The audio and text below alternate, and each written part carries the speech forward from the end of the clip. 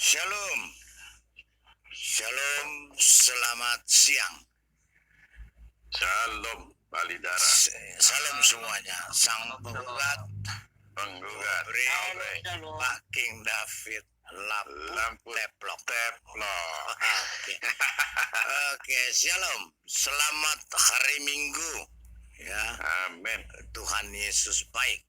Tuhan Yesus memang luar biasa karena sampai hari ini kita masih diberikan kesehatan, kesempatan untuk bertemu kembali di dalam live Lidara Raiwawa Channel. Kebetulan hari ini kita live 4 channel, yaitu Chiller, Al Hayat, Gerbang Kasih Channel, dan Lidara Raiwawa. Ya, pada siang hari ini kita akan membahas karena Rasul Paulus selalu difitnah, selalu dinista, ya, bahwa Rasul Paulus mengajarkan kesesatan. Agama Kristen diciptakan oleh Rasul Paulus. Padahal Rasul Paulus adalah orang yang ditunjuk langsung oleh Tuhan Yesus Kristus sebagai rasulnya. Ya, walaupun dulu dia adalah seorang pembunuh, penganiaya, persekusi umat Kristen mula-mula, tapi karena kasih dan anugerah daripada Tuhan Yesus memilih Paulus menjadi rasulnya untuk mengabarkan Injil kebenaran sampai ke pelosok dunia. Pada hari ini kita akan mengadu atau komparasikan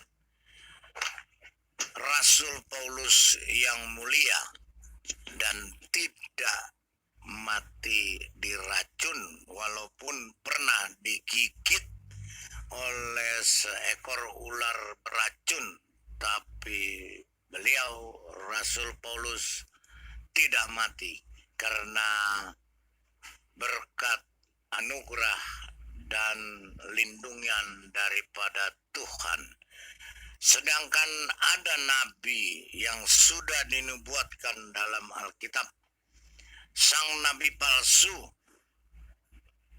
harus mati dengan makan ibu dan minum racun, yang artinya nabi palsu ini yang juga mengaku rasul mati akibat racun. Sebelum kita masuk ke topik, saya mau sapa juga dulu yang di live chat, ya. Terima kasih. Selamat siang saudara-saudara yang di live chat. Ya, selamat hari Minggu. Shalom semuanya. Tuhan Yesus memberkati.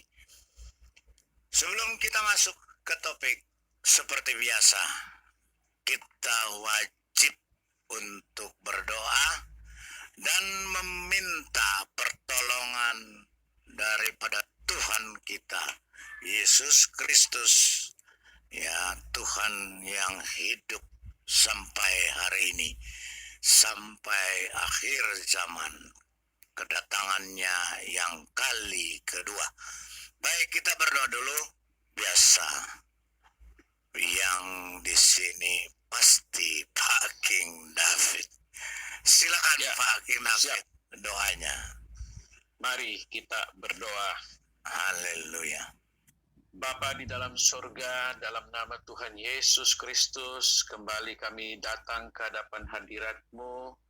Kami naikkan syukur, terima kasih atas segala kasih karunia, limpah rahmat dan berkat-Mu yang Engkau nyatakan dalam kehidupan kami sampai dengan detik ini. Kau masih izinkan kami bernafas, masih hidup, dan bisa melakukan segala aktivitas hidup kami dengan baik. Ini adalah satu anugerah, bukti nyata kasih setia Tuhan yang tidak pernah berkesudahan kepada kami anak-anak-Mu yang mengasihi Engkau. Tuhan Yesus, kami bersyukur di hari Minggu yang penuh berkat, penuh mujizat. Tuhan, kami telah mengikuti ibadah raya di mana kami melakukan celebration, kami naikkan syukur kami bahwa selama hidup kami sampai dengan detik ini, Tuhan telah menyatakan kasih setianya yang luar biasa kepada kami semua. Sehingga siang hari ini juga kami diberikan kesempatan untuk berkumpul di dalam ruangan room channel Lidara Rewawa dan channel Al-Hayat Indonesia Chiller dan juga channel Gerbang Kasih, di mana kami akan live bersama untuk memberitakan kebenaran firman-Mu, ajaran Tuhan Yesus dan Rasul Paulus yang telah Kau pilih dan Kau tetapkan menjadi seorang rasul yang militan yang luar biasa. Biarlah segala bahan materi yang disiapkan oleh hamba-Mu, Pak Lidara Rewawa, Engkau urapi dia dengan urapan yang khusus, sehingga semua bahan pengajaran yang dipersiapkan akan dibagikan dengan dahsyat, dengan luar biasa. Urapi mulut bibir hamba-Mu, dan seluruh eksistensi kehidupannya Engkau pakai dengan luar biasa. Tutup bungkus hamba-Mu dengan kuat kuasa darah Yesus.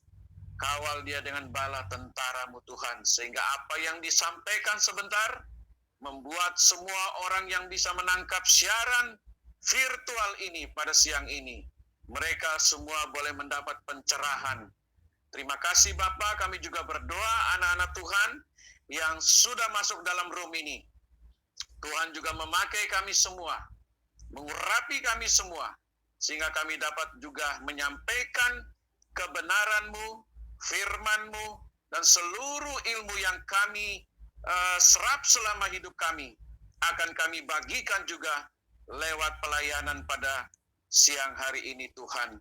Bapa di sorga, Engkau juga memberkati anak-anak-Mu yang setia di live chat Tuhan, juga memberkati. Kami berdoa untuk segala peralatan yang akan dipakai pada siaran siang hari ini, biarlah dikuduskan di dalam nama Tuhan Yesus Kristus. Laptop, baik juga komputer, handphone, signal Tuhan berikan yang kuat, yang baik, sehingga semua ini berjalan tidak ada satu gangguan pun. Semua berjalan dengan sempurna sejak awal, pertengahan, sampai akhirnya di dalam pimpinan daripada kuasa Roh Kudus. Segala kuasa yang bukan daripada Tuhan Yesus, yang ingin mengacaukan segala siaran ini, kami usir keluar dan kami hancurkan kuasanya di dalam nama Tuhan Yesus Kristus. Kami percaya Tuhan akan memberikan kepada kami roh sukacita, damai sejahtera akan terus mengalir di tengah-tengah siaran ini, sehingga nama Tuhan Yesus ditinggikan, disanjungkan, dimuliakan. Nama di atas segala nama, nama yang maha sakti, nama yang maha dahsyat, nama yang dapat menyembuhkan setiap orang yang sakit. Terima kasih Bapa, kami serahkan semua ini dan kami buka acara ini di dalam nama Bapa, Anak, Roh Kudus, di dalam nama Tuhan Yesus Kristus. Haleluya, amin. Silakan Pak Lidara. Amin. Amin. Shalom. Halemin. Ya, Tuhan Yesus berkati. Baik.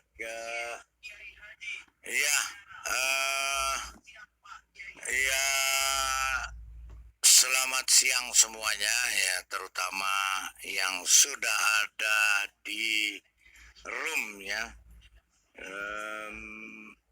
Kita akan mulai bahasan kita ya, bahwa kita akan membahas tentang Rasul Paulus dan nabi palsu. Bagaimana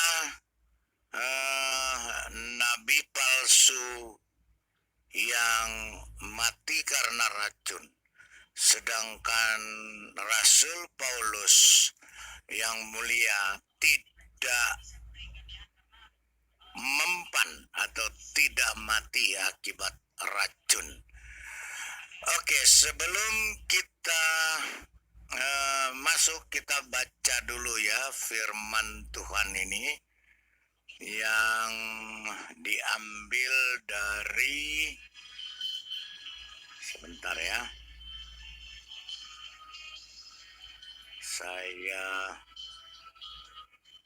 kita ambil dari 2. Oke, kita langsung saja ya, karena di sini ada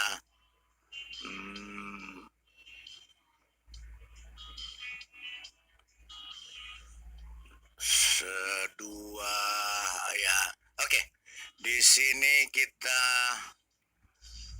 sebentar di 2 Petrus kalau nggak salah ya. Saya lihat dulu ayat Alkitabnya. Oke, di Matius 24 ayat 24 sampai 25 kita baca dulu.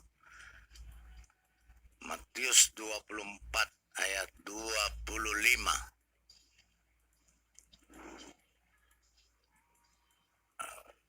Saya buka dulu.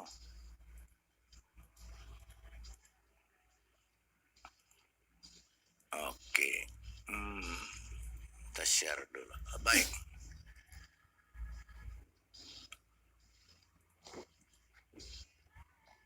Oke, bisa tolong dibacakan Pak King David, ini suaranya yang besar. 24 sampai 26. Oke, Ya. saya baca. Demikian firman Tuhan. Sebab Mesias palsu dan nabi-nabi palsu akan muncul dan mereka akan mengadakan tanda-tanda yang dahsyat dan mujizat-mujizat, sehingga sekiranya mungkin mereka menyesatkan orang-orang pilihan juga. Camkanlah, aku sudah mengatakannya terlebih dahulu kepadamu. Jadi, apabila orang berkata kepadamu, lihat, ia ada di padang gurun, janganlah kamu pergi ke situ. Atau lihat, ia ada di dalam bilik, janganlah kamu percaya. Haleluya. Ya, Ya. Jelas ya, kawan-kawan, Jelas. saudara-saudara ya, yang di live chat ya. Nabi palsu atau guru palsu ini jangan percaya, karena mereka ada di dalam bilik di gurun. Jangan kamu ke sana, karena ketika kamu ke sana kamu akan mati. Sebelum kita memasuki pembahasan nabi palsu, kita lihat dulu Rasul Paulus. Rasul Paulus yang dihujat, yang difitnah sedemikian keji oleh para begoders dan para dungulers, ya, bahwa nabi palsu Rasul Paulus adalah rasul yang sesat, yang mengajarkan kekristenan katanya. Kemudian Rasul Paulus ini yang menghapus hukum Taurat menurut mereka. Oke, kita bisa sama-sama di sini melihat ya, bagaimana seorang Rasul Paulus, ya, riwayatnya sampai dia menjadi rasul. Rasul Paulus nama asli adalah Saulus dari Tarsus. Lahir 4 sebelum Masehi. Tarsus di Kilikia, sekarang Turki. Meninggal sekitar tahun 62 sampai 64 Masehi di Roma, Italia. Salah satu satu pemimpin generasi pertama orang Kristen. Sering dianggap sebagai orang yang terpenting setelah Yesus dalam sejarah kekristenan. Pada zamannya sendiri, meskipun ia adalah tokoh utama dalam gerakan Kristen yang sangat kecil pada waktu itu, ia juga memiliki banyak musuh dan pencela juga penghujat. Dan orang-orang sezamannya mungkin tidak menghormati seperti yang mereka berikan kepada Petrus dan Yakobus. Oleh karena itu, Paulus terpaksa berjuang untuk menetapkan nilai dan otoritasnya sendiri. Surat-suratnya yang masih hidup bagaimanapun memiliki pengaruh besar pada kekristenan berikutnya dan mengamankan tempatnya sebagai salah satu pemimpin agama terbesar di sepanjang masa. Ketika ia telah lebih dewasa, ia mulai menganiaya para pengikut Yesus yang dianggapnya sebagai penghujat Elohim atau Allah atau YHWH. Saulus mungkin bisa disebut sebagai orang yang paling bertanggung jawab atas kematian martir pertama, yaitu Stefanus, dan atas penganiayaan terhadap jemaat mula-mula atau jemaat pertama.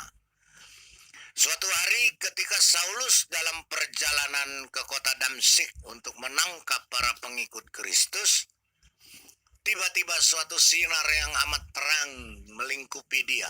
Ia jatuh rebah ke tanah dan menjadi buta. Ia mendengar suatu suara yang berkata, "Saulus, Saulus, mengapakah engkau menganiaya aku?" Saulus menjawab, "Siapakah engkau, Tuhan atau Tuan?" Suara itu menjawab, "Akulah Yesus yang kau aniaya itu." Saulus amat terperanjat dan bingung. Beberapa saat kemudian ia bertanya, "Apa yang engkau ingin aku lakukan?" Yesus memintanya untuk melanjutkan perjalanannya ke Damsyik. Dan di sana akan dikatakan kepadanya apa yang harus diperbuatnya. Pada saat itulah melalui kuasa Tuhan, Saulus menerima karunia percaya kepada Yesus. Dalam keadaan lemah dan gemetar, Saulus mengulurkan tangannya untuk meminta pertolongan. Teman-teman seperjalanannya menuntunnya memasuki kota Damsyik. Sinar yang amat terang itu telah membutakan matanya untuk sementara waktu.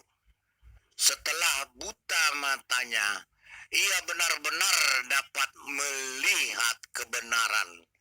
Dalam kebutaan matanya justru dia melihat kebenaran. Yesus telah datang secara pribadi kepadanya, berjumpa dengannya, dan mengundangnya untuk bertobat. Saulus menjadi seorang murid yang amat mengasihi Yesus. Setelah ia dibaptis, yang dipikirkannya hanyalah membantu orang-orang lain untuk mengenal serta mencintai Yesus. Saulus adalah seorang Yahudi Farisi yang mewarisi kewargaan Romawi dari ibunya. Jadi Paulus mempunyai dua kewarganegaraan, yaitu kewarganegaraan pastinya Yahudi karena dia orang Yahudi,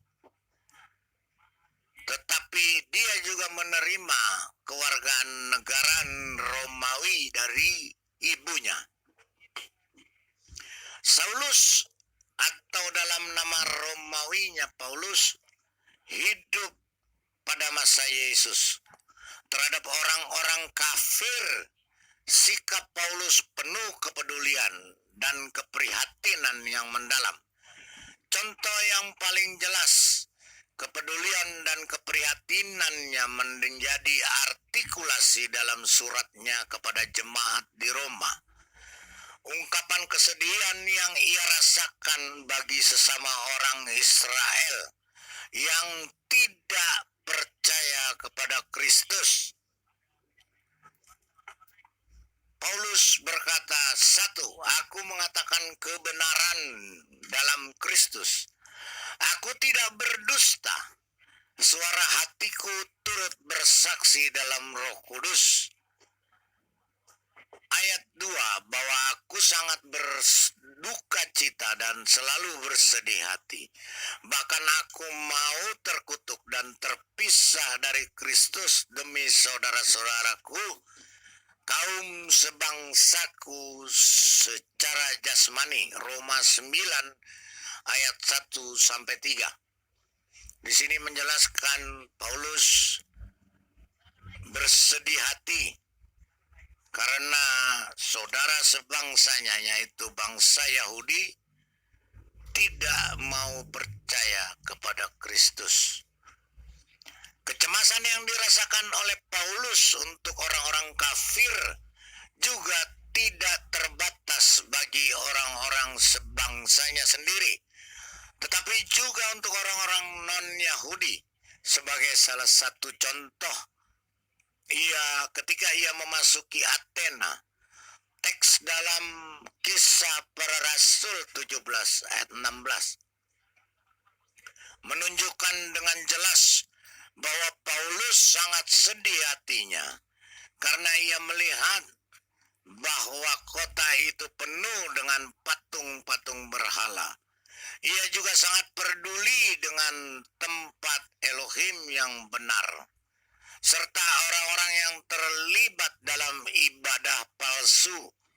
Dan dia langsung mencoba menjelaskan kepada orang-orang kafir pada waktu itu dalam suatu wacana tentang Injil yang telah dipercayakannya kepadanya.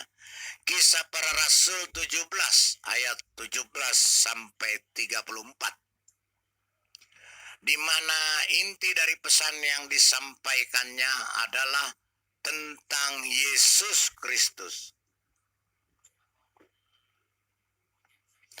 Kita dapat membaca kisah petualangannya yang mengagumkan demi Kristus dalam kitab Para Rasul yang ditulis oleh Lukas atau Santo Lukas. Kemudian dimulai dari bab 9. Namun kisah yang ditulis Santo Lukas berakhir ketika Paulus tiba di Roma. Ia berada dalam tahanan rumah, menunggu diadili oleh Kaisar Nero. Seorang pelukis Kristen terkenal dari zaman gereja purba bernama Tertullian mengisahkan bahwa Paulus dibebaskan setelah pengadilannya yang pertama. Namun setelah itu ia dijebloskan kembali ke dalam penjara. Kali ini dia dijatuhi hukuman mati. Ia wafat sekitar tahun 67. Pada masa penganiayaan yang dahsyat terhadap umat Kristen dalam pemerintahan Kaisar Nero. Mengenai kehidupannya, Paulus adalah seorang Yahudi tulen berbahasa Yunani dari Asia Kecil. Tempat kelahirannya Tarsus adalah sebuah kota kecil di Kilikia Timur, sebuah wilayah yang telah menjadi bagian dari provinsi Romawi di Syria. Pada saat Paulus dewasa, dua kota utama Suriah, Damaskus dan Antioquia atau Antakya, memainkan peran penting dalam kehidupan dan surat-suratnya. Meskipun tanggal pasti kelahirannya tidak diketahui, ia aktif sebagai misionaris pada tahun 40-an dan 50-an abad ke-1 Masehi. Dari sini dapat disimpulkan bahwa Ia lahir kira-kira pada waktu yang sama dengan Yesus, 4 sebelum Masehi, atau beberapa saat kemudian. Ia bertobat kepada iman kepada Yesus Kristus sekitar tahun 33 Masehi. Dan ia meninggal di Roma sekitar tahun 62-64 Masehi. Di masa kanak-kanak Ian remajanya, Paulus belajar bagaimana bekerja dengan tangannya sendiri. 1 Korintus 4 ayat 12. Perdagangannya pembuatan tenda yang terus dia praktekkan setelah pertobatannya menjadi Kristen, membantu menjelaskan aspek-aspek penting dari kerasulannya. Dia bisa bepergian dengan beberapa alat pengerjaan kulit dan mendirikan toko di mana saja. Diragukan oleh orang Yahudi bahwa keluarganya kaya atau aristokrat. Tetapi karena dia merasa perlu diperhatikan bahwa dia kadang-kadang bekerja dengan tangannya sendiri, dapat diasumsikan bahwa dia bukan pekerja biasa. Surat-suratnya ditulis dalam bahasa Yunani Koine atau bahasa Yunani umum, bukan dalam bahasa Yunani sastra yang elegan dari orang kaya sezamannya dengan filsuf Yahudi, yaitu Philo Judaeus dari Alexandria. Dan ini juga menentang pandangan bahwa Paulus adalah seorang bangsawan. Selain itu ia tahu bagaimana mendikte dan bisa menulis dengan tangannya sendiri dalam huruf besar. Galatia 6 ayat 11. Meskipun tidak dalam huruf kecil dan rapi dari juru tulis profesional. Sampai sekitar titik tengah hidupnya, Paulus adalah anggota orang Farisi, sebuah organisasi keagamaan Yahudi yang muncul selama periode Bait Suci kedua. Sedikit yang diketahui tentang Paulus, orang Farisi, mencerminkan karakter dengan gerakan Farisi. Orang Farisi percaya akan kehidupan setelah kematian, yang merupakan salah satu keyakinan terdalam Paulus sebagai penganut monoteisme atau tauhid murni.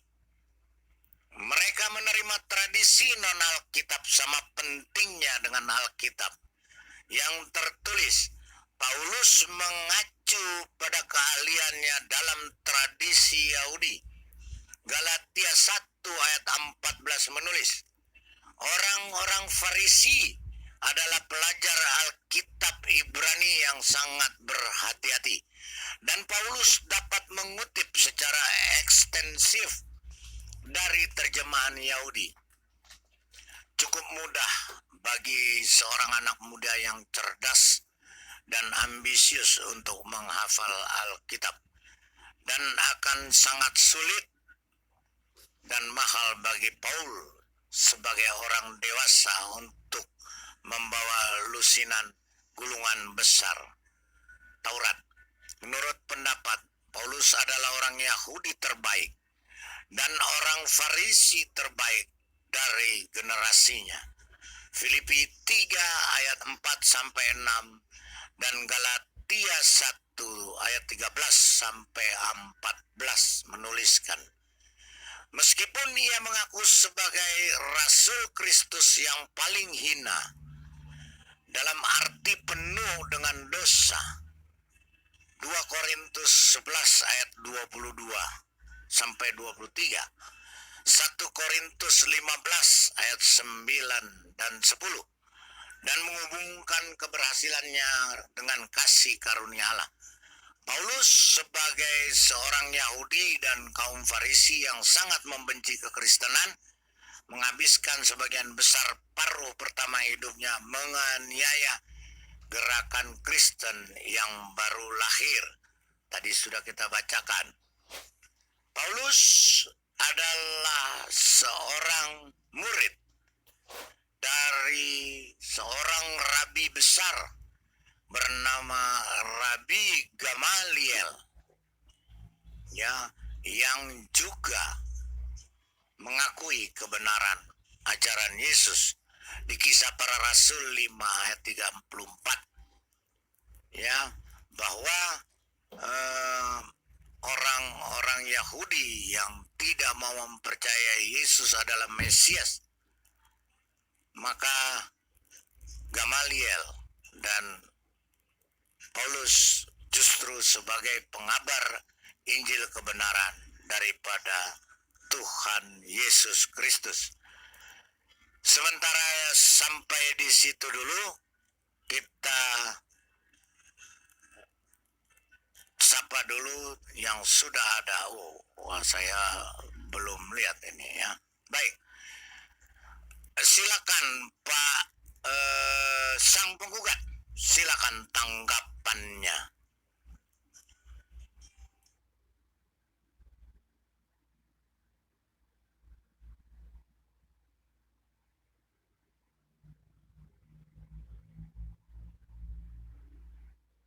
Pak sang penggugat. Waduh, kok diam saja? Sang penggugat. Sang penggugat. Yo. Oh, yo. Lagi makan apa ketiduran? Dua-duanya. Tentang Paulus tadi yang sudah kita bacakan. Ya udah jelas ketahuan lah kalau yang namanya nabi asli itu ya. Tapi Paulus kan bukan nabi, Pak. Kok bisa disebut nabi sih, aneh saya. Rasul. Iya, Pernah maksudnya jadi nabi. Iya, enggak ada perbandingannya kan di Rasul sama ini. Kalau yang RT6 ini dibuang semua sama dia sih. Gimana tuh orang? Ya kalau Paulus itu kan mau diracun, oke, ayo racunnya nggak kena, nggak mempan, santai aja dia. Orang-orang Iya. deg-degan dia santai.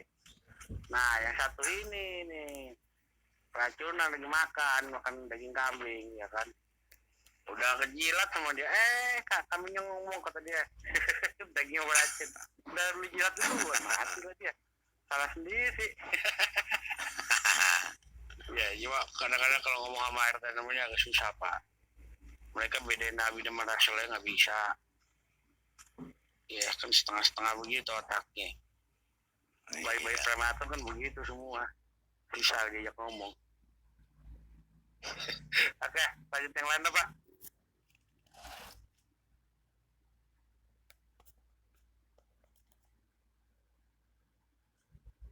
Pak Indra, lanjut. Oke. Selanjutnya ke Bu Obri, silakan Bu Obri. Shalom, happy Sunday semuanya. Shalom. Ya, Shalom, Bu, shalom. suaranya jelas ya. Jelas, Bu. Jelas ya, Tapi soalnya. jangan mendesak-desak gitu, Bukan mendesak. Oke. Ini ya, kalau Rasul Paulus itu dia mengalami pertobatan. Jadi Muslim, tadi kan saya sudah tulis di live chat mengenai apa Rasul Paulus itu dari keluarga terpandang dan lain-lain. Yang dilihat itu makna pertobatannya. Sama contohnya, lihat aja bagaimana petobat-petobat baru yang mereka tadinya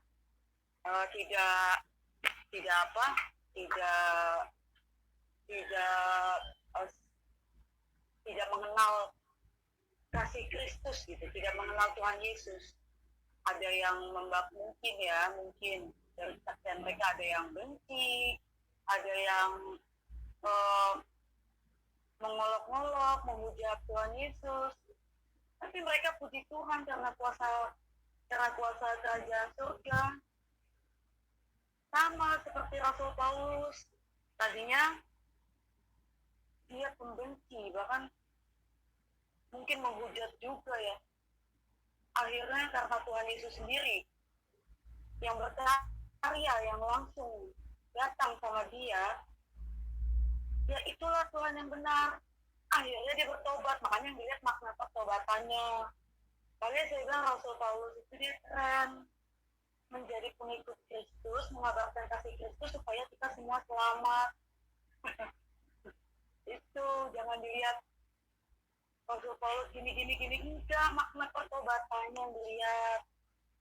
Itu belajar menyikapi berita atau sejarah atau bukti data dengan benar, dengan teliti. Jadi ingat maksudnya apa. Oh, maksudnya Rasul Paulus itu bertobat.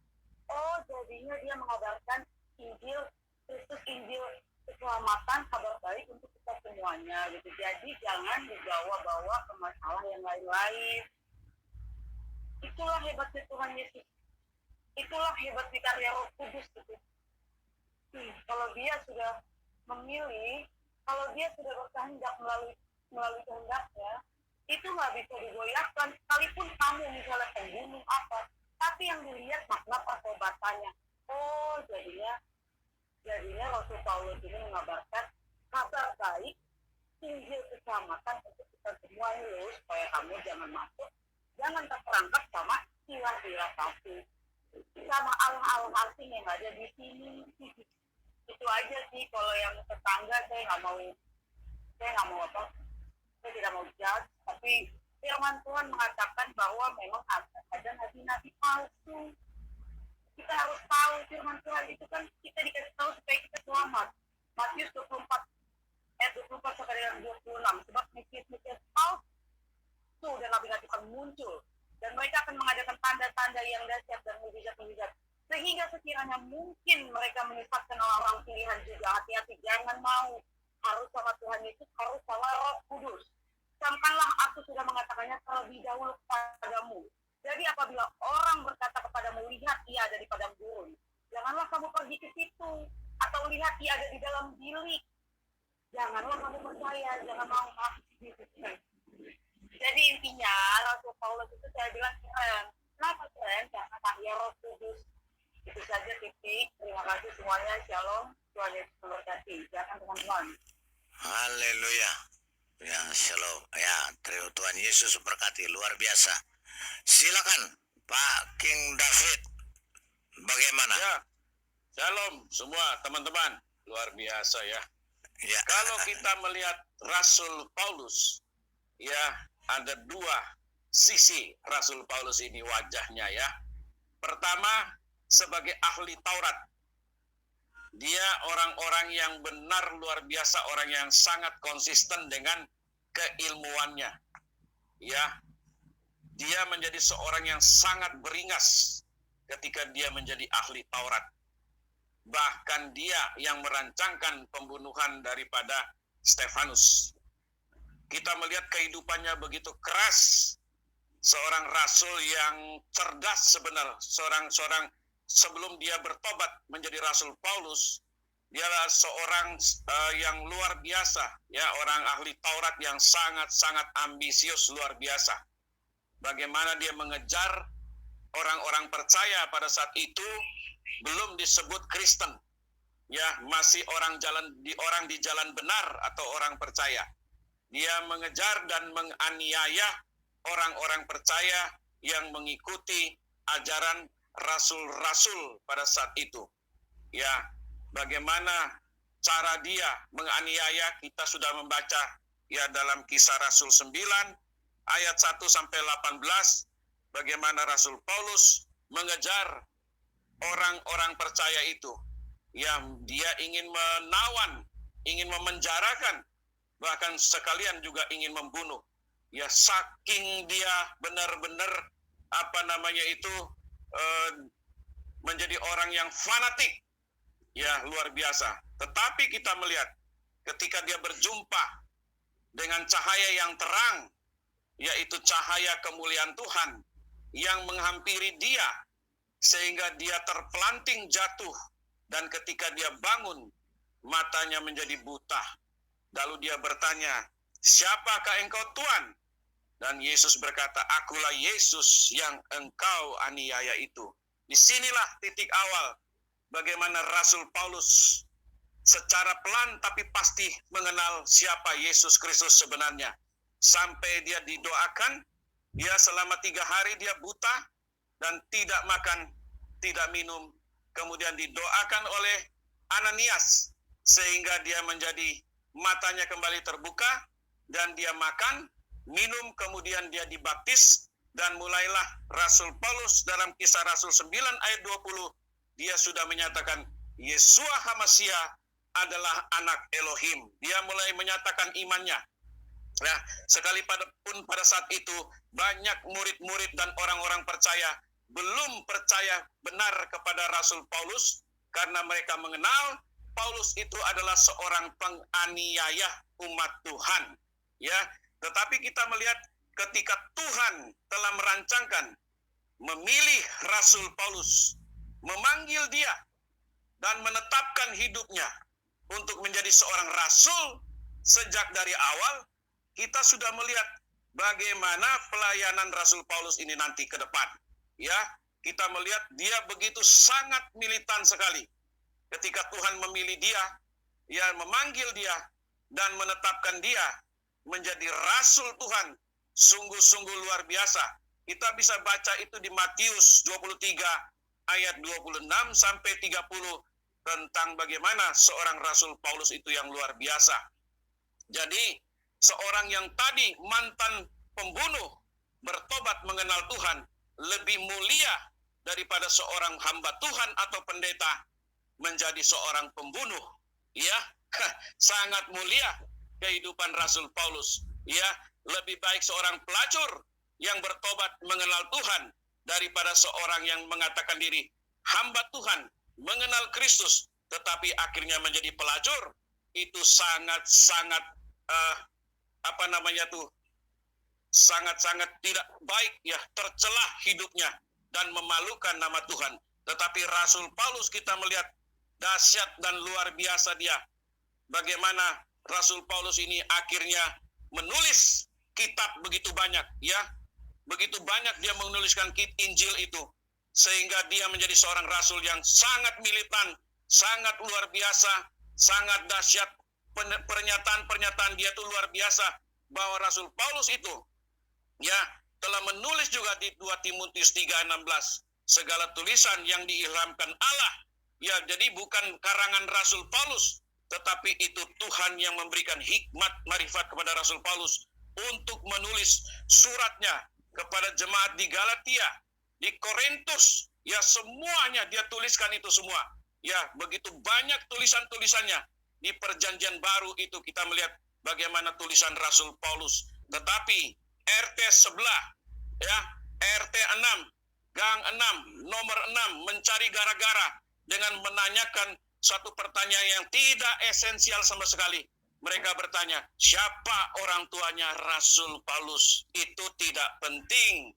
Ya, yang penting kita di sini membaca Alkitab di mana Rasul Paulus yang tadi namanya Saulus telah bertobat, menerima Kristus sebagai Tuhan dan Juru Selamat dalam hidupnya. Bahkan dia berkata, apa yang dulu kuanggap untung tidak sebanding dengan setelah aku menerima Yesus Kristus. Itu jauh lebih hebat, dan semuanya itu kuanggap rugi. Yang dulu kuanggap untung itu sekarang kuanggap rugi bila dibandingkan dengan Yesus Kristus. Jadi kalau dibandingkan dengan nabi palsu, ya, dengan ajaran palsunya, dengan ajaran selangkangan, saya pikir jauh tidak bisa disamakan. Rasul Paulus di Pulau Malta, ketika dia digigit oleh ular berbisa yang sangat berbisa, ya, ular derik itu, ular beludak. Rasul Paulus dikatakan oleh orang-orang yang menyaksikan, mungkin dia punya dosa dan orang ini dalam beberapa detik dia akan mati. Tetapi kita melihat Rasul Paulus tidak mengalami kematian. Bahkan tangan yang digigit oleh ular yang sangat berbisa tidak bengkak. Ini sudah menunjukkan dia seorang rasul yang luar biasa. Tetapi ada orang yang mengaku-ngaku nabi, ya, mati diracun. Bahkan untung katanya daging kambing sempat berbicara kepada dia. Oh, nabi. Aku sudah diracun, tetapi sudah ketelan sedikit dagingnya. Makanya mati secara pelan-pelan. Karena racunnya nggak banyak, tetapi secara pelan, namun pasti. Tetapi Rasul Paulus digigit ular berbisa, tidak mengalami kematian. Itu buktinya dia seorang rasul yang dipilih Tuhan, dan menjadi rasul yang memberkati banyak bangsa di dunia ini. Terima kasih Pak Lidara. Silakan dilanjutin oleh teman-teman yang lain. Gaspol, Tuhan memberkati. Haleluya. Silakan Pak Lidara. Ya, baik. Terima kasih, luar biasa. Kita bisa baca di Kisah Para Rasul 28. Ya, bagaimana Rasul Paulus ketika 28 ayat 3 sampai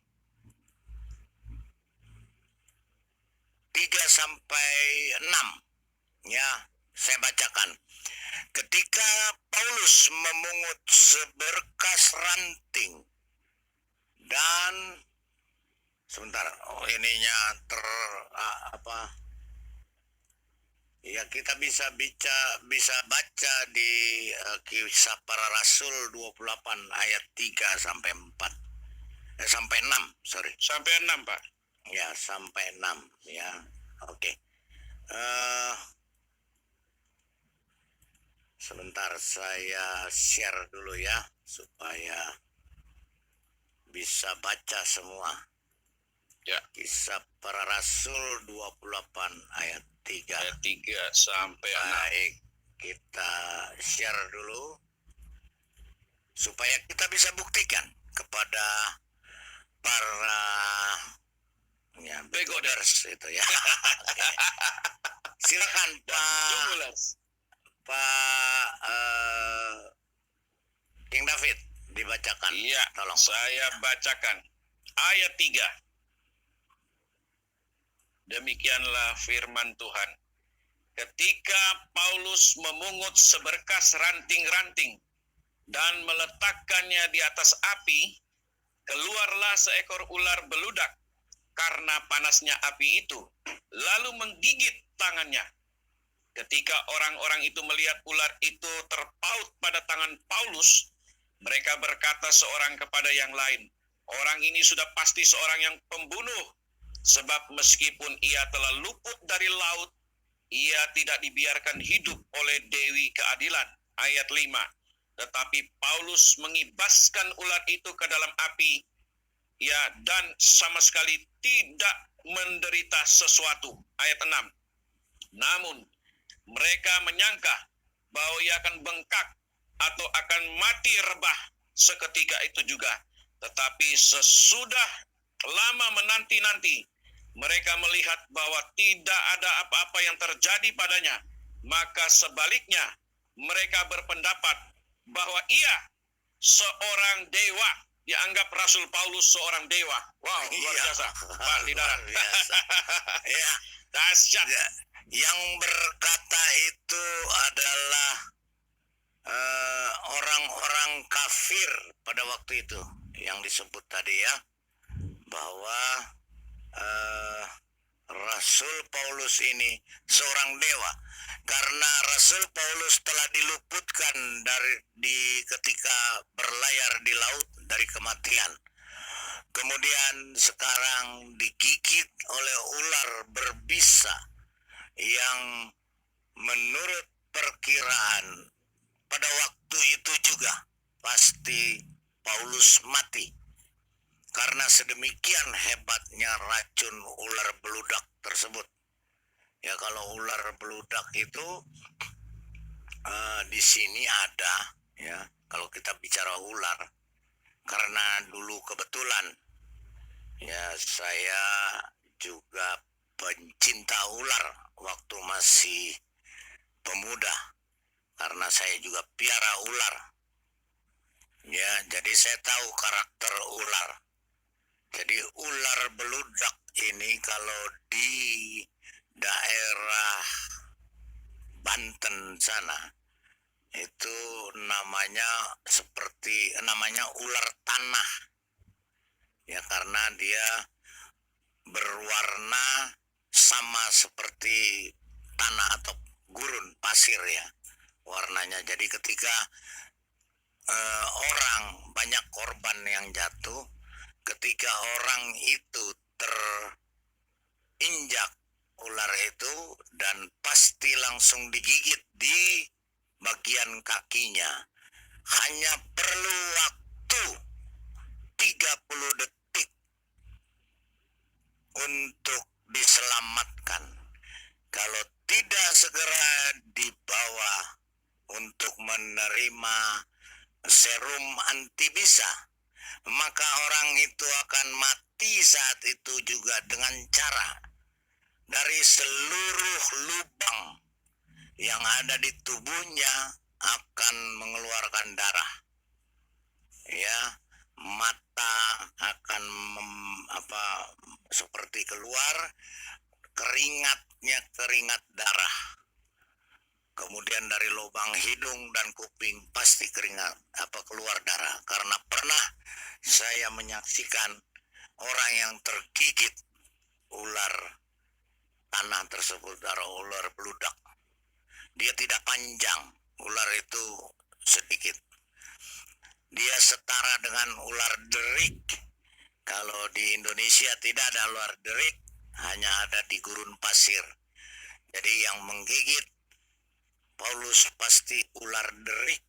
Ular derik satu kali gigitan, dia bisa membunuh 10 ekor kuda sekaligus. Itulah ular derik. Jadi tadi kita sudah baca bahwa di Kisah Para Rasul 28 bagaimana Paulus digigit oleh ular derik. Karena saya juga pernah tergigit, tapi bukan ular itu. Saya tergigit ular yang bisanya tidak terlalu banyak. Tapi puji Tuhan masih bisa diselamatkan. Karena memang saya bermain dengan ular dan saya memiara ular itu. Tapi sekarang sudah saya tinggalkan. Jadi begitu ya teman-teman. Jadi jelas bukti fakta bahwa Paulus jauh lebih mulia daripada nabi palsu yang sudah divonis di dalam Alkitab harus mati memakan ipu dan racun. Nanti kita akan bacakan tentang nubuatan nabi palsu di Alkitab. Sebelumnya kita lanjut dulu ke lampu teplok, silakan. Iya, terima kasih waktunya Pak Lidara. Silakan. Iya, ini ya. Shalom. Shalom. Mengomentari tentang Paulus ya. Paulus ini adalah orang yang luar biasa ya. Dia orang yang dipilih langsung oleh Tuhan Yesus. Walaupun ya masa lalu Paulus ini sangat kelam ya. Dia menganiaya umat percaya ya. Tetapi Tuhan Yesus punya rencana ya. Rancangan dan rencana Tuhan Yesus itu sungguh besar bagi kita. Sehingga kita mengenal Paulus yang tadinya orang yang sangat bengis ya. Hingga menjadi lembut ya. Menjadi pengabar kebenaran sampai ke Roma ya. Hingga akhirnya mereka membunuh Paulus dan Paulus menjadi martir ya, dalam kebenaran. Dan kisah yang terdapat di dalam Alkitab ya, tentang Paulus digigit ular ya. Mereka mengira ya, Paulus akan mati, tetapi pada saat itu juga Paulus tetap tegar, tetap berdiri ya, tanpa luka. Bahkan efek bisanya pun tidak berpengaruh di dalam tubuhnya. Ini sungguh luar biasa ya. Berbeda dengan nabi-nabi yang ada di dalam bilik dan di dalam gurun-gurun itu. Ya, jelas berbeda. Siapa yang mengangkat, siapa yang menasbihkan itu tidak jelas. Ya, itu saja kira-kira Pak Lidara. Terima kasih. Saudara yang lain mungkin mau menambahkan. Baik, ya luar biasa. Silakan Pak Dalton, silakan tanggapannya sebelum kita masuk ke nabi palsunya.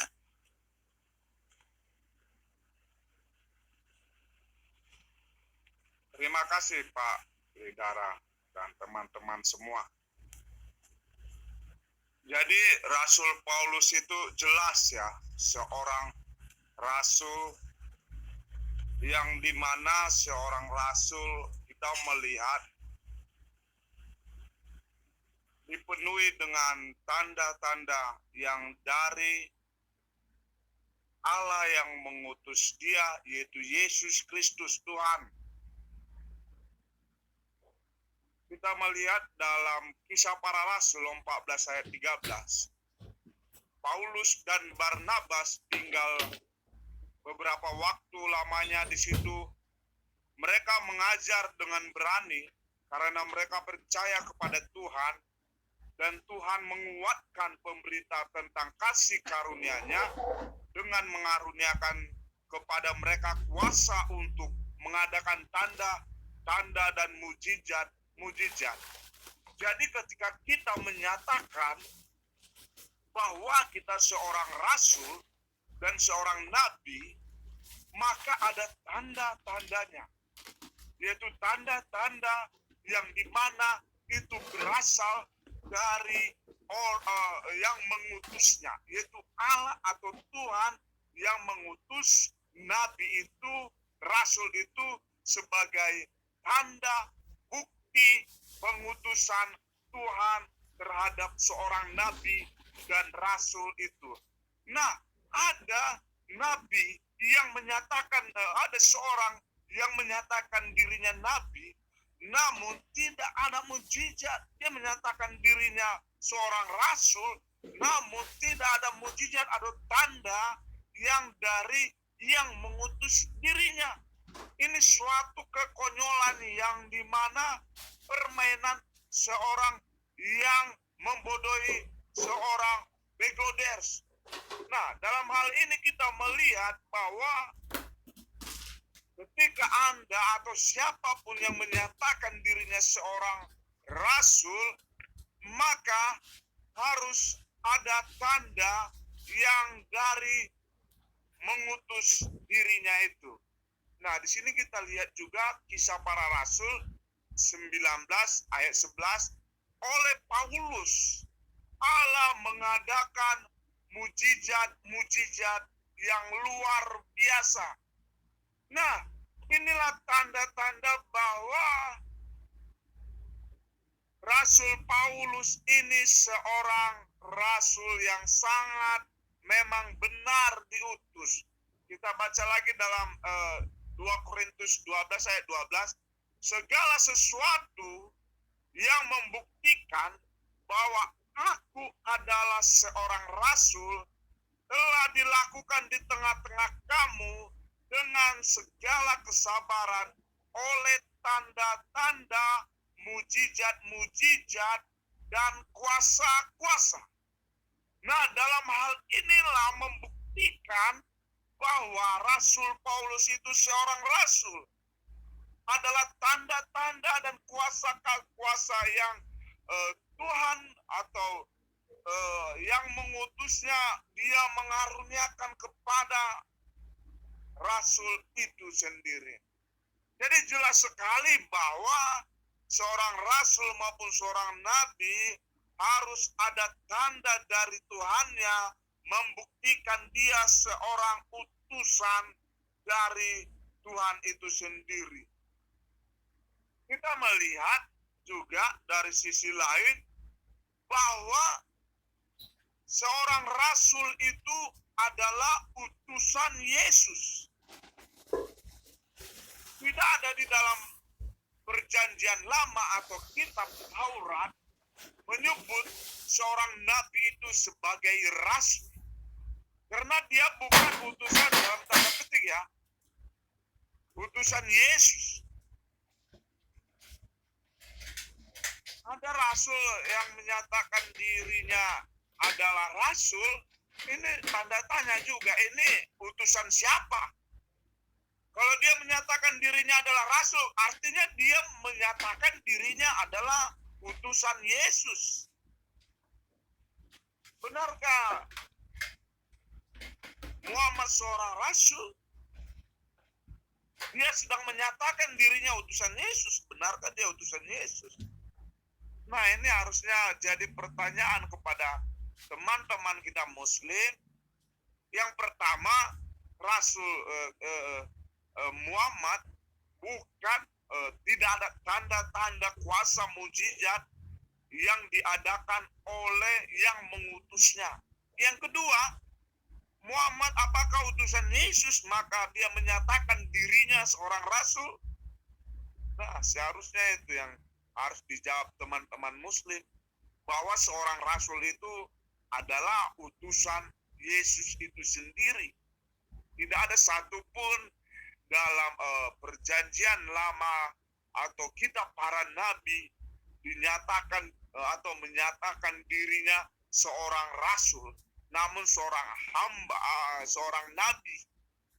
Ya, jadi dengan hal ini kita sudah paham bahwa sebenarnya seorang rasul itu memiliki tanda-tanda dari yang mengutusnya, yaitu kuasa atau mujizat-mujizat yang dimana tadi sudah disampaikan oleh Bapak King David bahwa ketika racun itu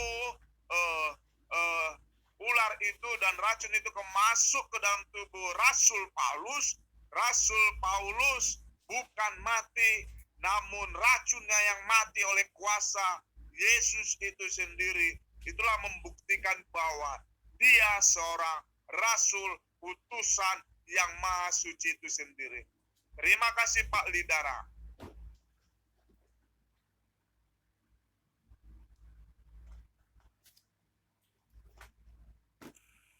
Iya, terima kasih. Ya, silakan Pak Mordekai. Terima kasih untuk semuanya, untuk Pak Lidara waktunya. Baik. Salam teman-teman terkasih dalam Tuhan Yesus Kristus. Pak Dalton luar biasa. Iya. Rasanya saya singkat saja karena teman-teman sudah bahas itu semua, King David, Pak Dalton, Aubrey, ya. Sangat luar biasa. Paulus versus nabi palsu, gitu ya. Ya.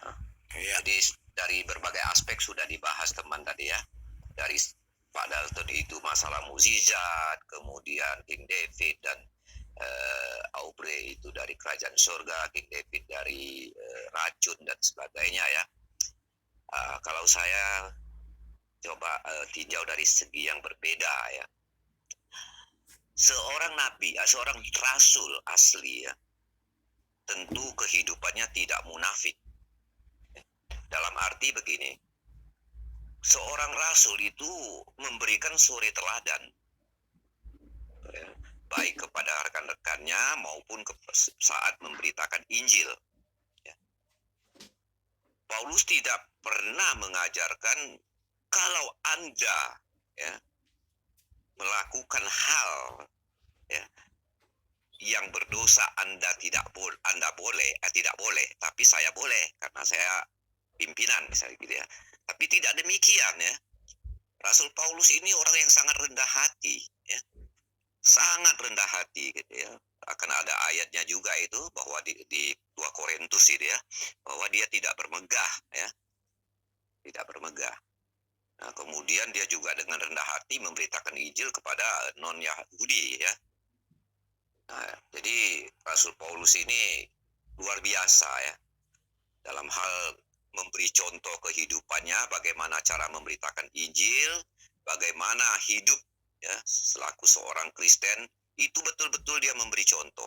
Jadi dia bukan seorang munafik. Ya. Dia tidak pernah mengajarkan kalau Anda, pengikutnya boleh 4, dia boleh 12, boleh 13, boleh 14, atau boleh lebih daripada itu. Tidak pernah. Ya. Bahkan dia menjadi pioner dalam hal kebaikan, dalam hal moralitas. Ya. Sebagai orang Yahudi ya, yang menjalankan adat istiadat Yahudi, ya, tapi dia dengan rela memberitakan Injil ya, kepada non Yahudi. Jadi sangat luar biasa, Pak, ya. Jadi memang aspek-aspek daripada Rasul Paulus ini ya, dibanding dengan nabi palsu ya, pada umumnya sangat-sangat berbeda ya. Seperti Pak Dalton tadi mengatakan, ya kalau masalah mujizat ya udahlah, jangan tandingnya, tidak ada tandingannya lagi lah itu ya. Tapi dari segi kehidupan moralnya itu sangat luar biasa ya. Dari seorang yang jahat ya, yang menganiayai ya, pengikut-pengikut Kristus ya, dia menjadi pengikut yang sejati, bahkan ya merupakan rasul yang dipilih langsung dari Tuhan Yesus Kristus setelah Tuhan naik ke surga. Sangat luar biasa ini. Saya kira ini lagi ada ya. Kenapa ya banyak orang yang membenci Paulus ya, terutama tetangga ya. Nah, ini sangat aneh ya. Pertama, mereka di sini kayaknya tidak senang dengan pertobatan. Ya. Paulus itu dari jahat menjadi baik. Ya. Dan mereka ini inginnya dari baik menjadi jahat. Ya, dan gitu. Nah, kemudian mereka juga berargumentasi bahwa Yesus ini adalah untuk orang-orang Yahudi, Israel gitu ya.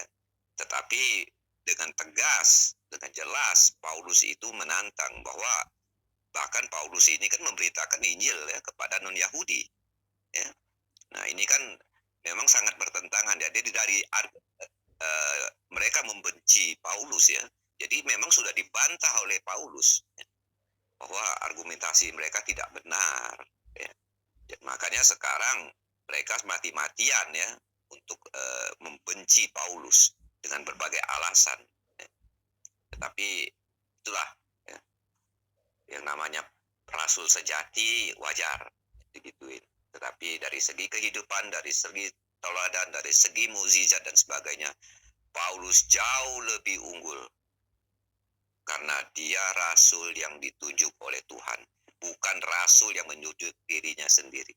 Demikian Pak Lidara, terima kasih. Lanjut yang lain. Salam semua. Baik, shalom. Terima kasih Pak Mordecai. Silakan Pak Petrus David Hasr. Silakan Pak Petrus. Iya, selamat sore.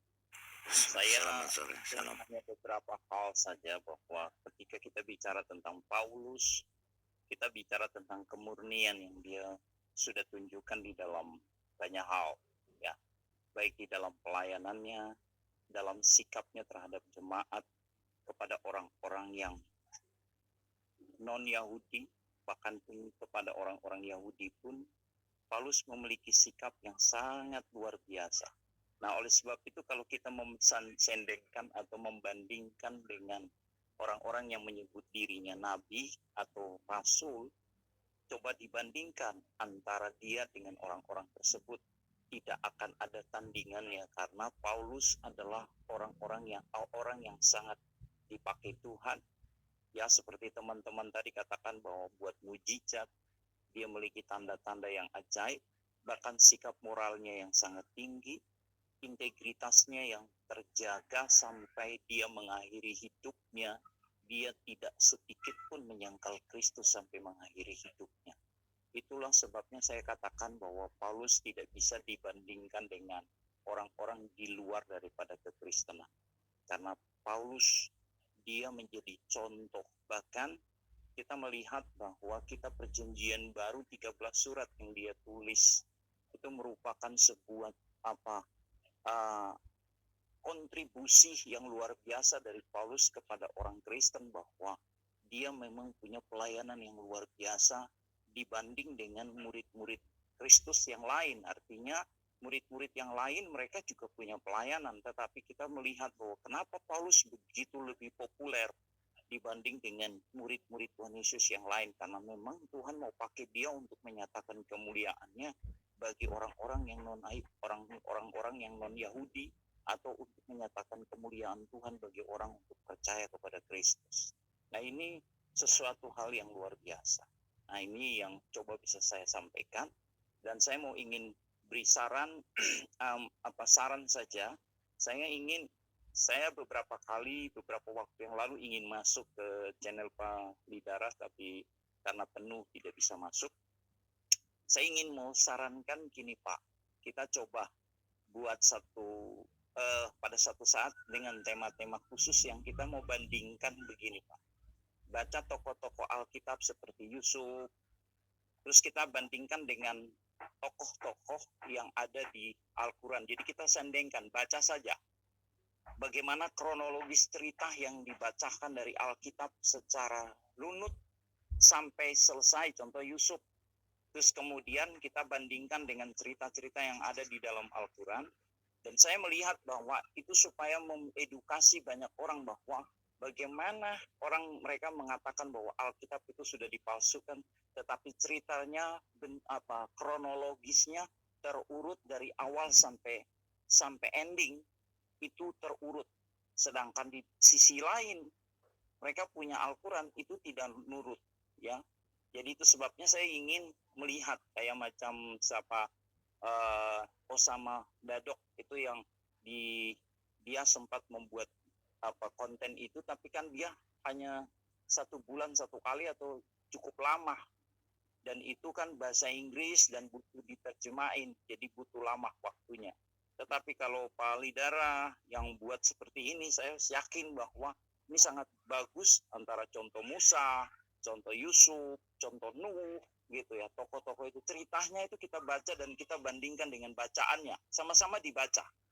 Alkitab kita baca, kemudian Al-Quran kita baca. Jadi kita sendengkan dua-dua dan kita mau lihat ini cerita yang dibilang palsu ini kok bisa istilahnya terurut dengan baik. Kenapa yang dibilang datang dari Tuhan kok urutannya kacau balau kayak begini. Nah itu saja dari saya. Tuhan Yesus memberkati. Iya, baik. Oh, luar biasa. Saya setuju. Nanti karena memang kita harus buat ya masalah membuat seperti begini ya, makalahnya ini memang perlu waktu. Jadi baik itu saya setuju. Nanti saya akan coba kita buat perbandingan itu antara tokoh-tokoh di Alkitab dengan tokoh-tokoh di kitab mereka. Di situ bagus. Terima kasih Pak Petrus. Ya, masukan yang sangat baik. Saya akan pilah-pilah nanti akan kita buat seperti Paulus ini ya, kronologisnya, kemudian yang tertulis di Alkitab. Tapi memang perlu waktu itu Pak Petrus. Doakan saja supaya cepat bisa diselesaikan. Baik, kita ke Pak Ciler. Silakan Pak Ciler. Shalom Pak Lidara. Shalom. Waduh. David, Dalton, Pak Petrus dan Pak Kitiu. Kurang kenceng ini suaranya nih. Kurang kenceng Jangan lagi dikit. Iya. Kayaknya lemes lagi puasa Pak. Puasa Syawal. Oke, Pak Lidara. Kalau Ya. pembahasan ini, Iya. yang saya tahu Rasul Paulus itu sebelum dipanggil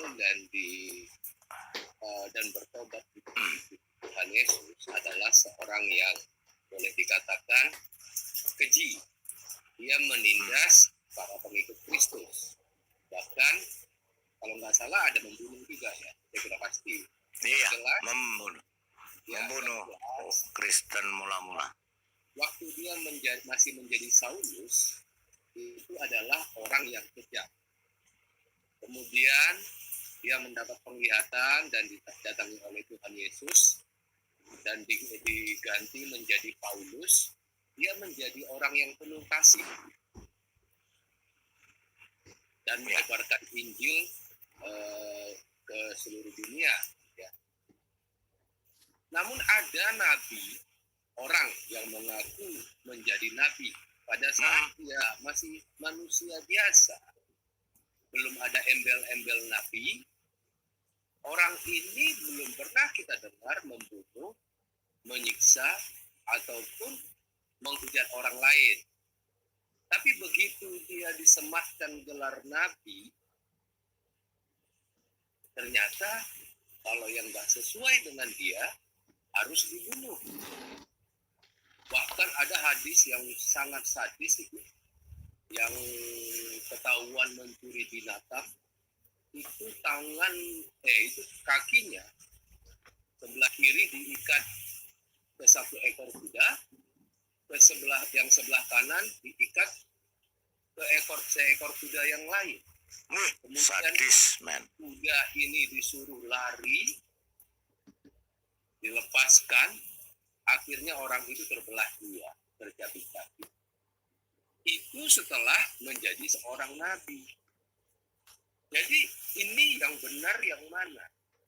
Apakah seorang nabi itu mempunyai moral yang seperti itu? Atau moral yang seperti Rasul Paulus?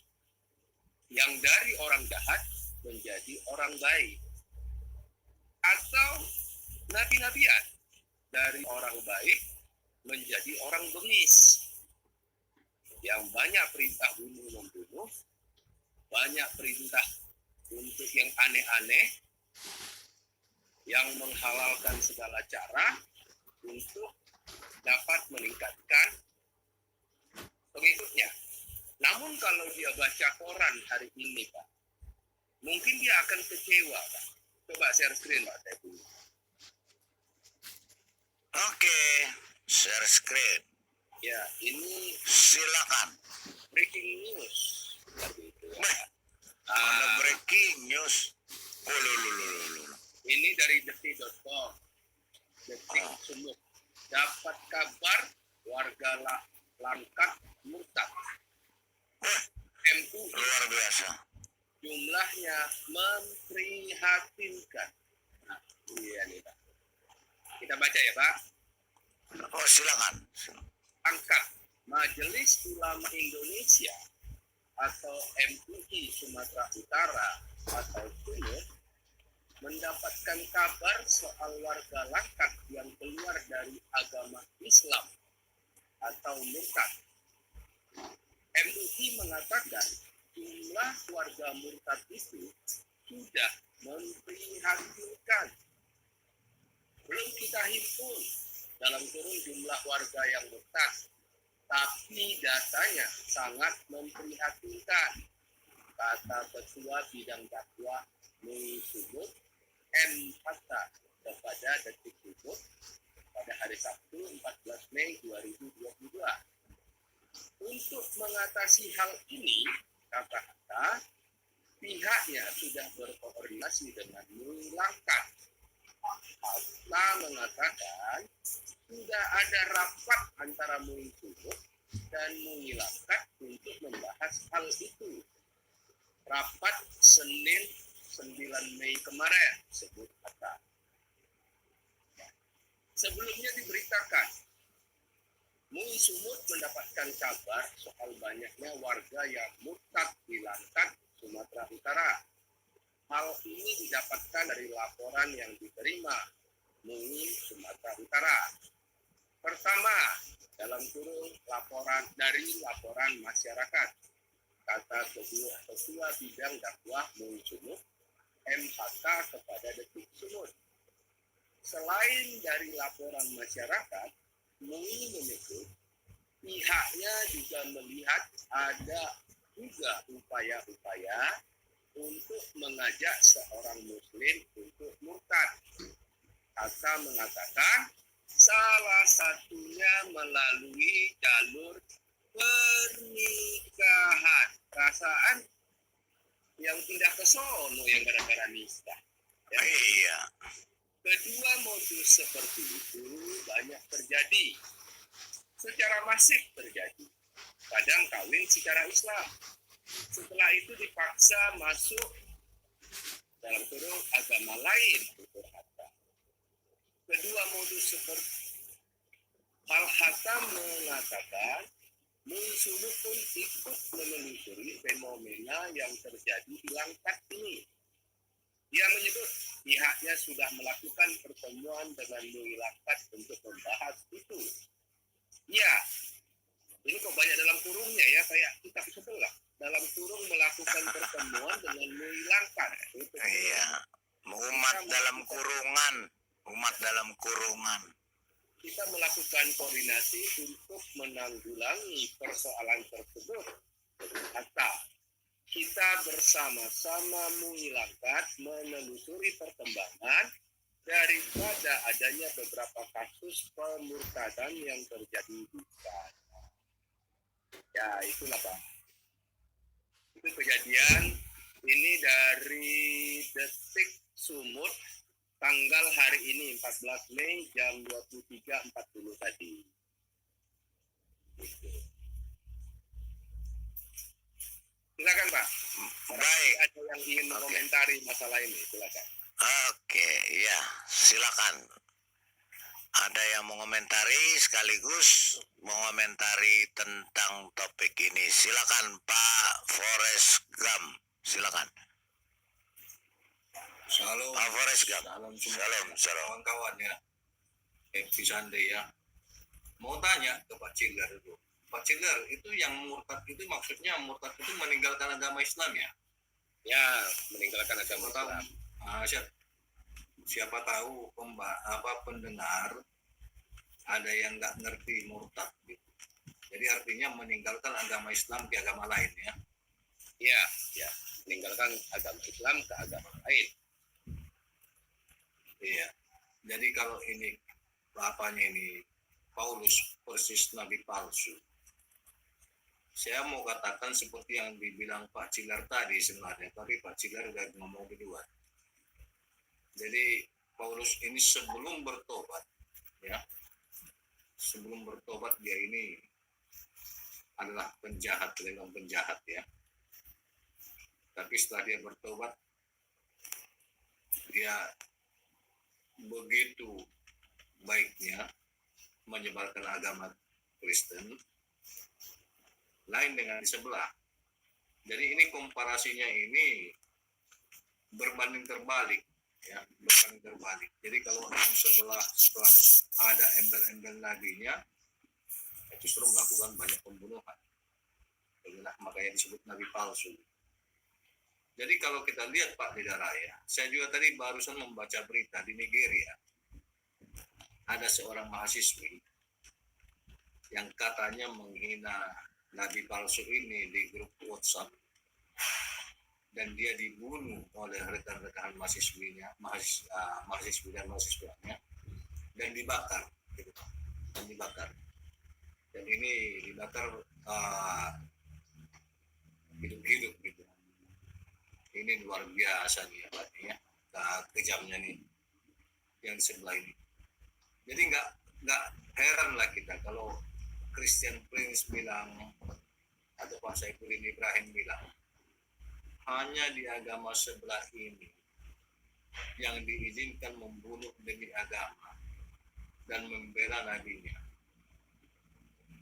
Nabinya ini heran saya, kenapa ya harus membela nabinya ini harus pakai halal darahnya, pancung lehernya. Ini luar biasa nih. Kenapa dia tidak bisa membela dirinya sendiri ya? Demikian juga Allahnya. Allahnya katanya ini kekasih Allah.